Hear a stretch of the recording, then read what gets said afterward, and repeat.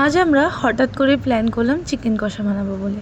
যেমন কথা তেমন কাজ, বসে পড়লাম চিকেন কষা বানানোর জন্য।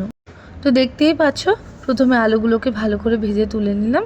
তারপরে পেঁয়াজটাকে লাল লাল করে ভেজে নিয়ে তার মধ্যে টমেটো কুচি এবং কাঁচা লঙ্কা কুচি দিয়ে দিলাম।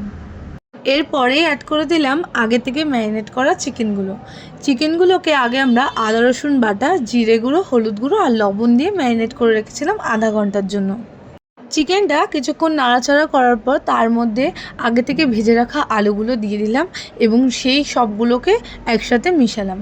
মিশিয়ে যখন দেখলাম যে অনেকটাই হয়ে গেছে এবং জলটা শুকিয়ে আসছে, তখন তার মধ্যে আবার জল অ্যাড করলাম। জল অ্যাড করে সেগুলোকে আবার ভালো করে মিশিয়ে নিলাম এবং গ্যাসটাকে একদম লো করে কিছুক্ষণের জন্য ফুটতে দিলাম। যখন দেখলাম যে হয়ে গেছে, তখন সামান্য গরম মশলা দিয়ে দিলাম। গরম মশলা দেওয়া হয়ে গেলে কিছুক্ষণ নাড়িয়ে চাড়িয়ে নামিয়ে ফেললাম। রান্না তো হয়ে গেছে, এবার পরিষ্কার করা ফেলা। ততক্ষণে আমরা পরিষ্কার করে নিই, আর তোমরা একটা লাইক কমেন্ট করে যাও। বা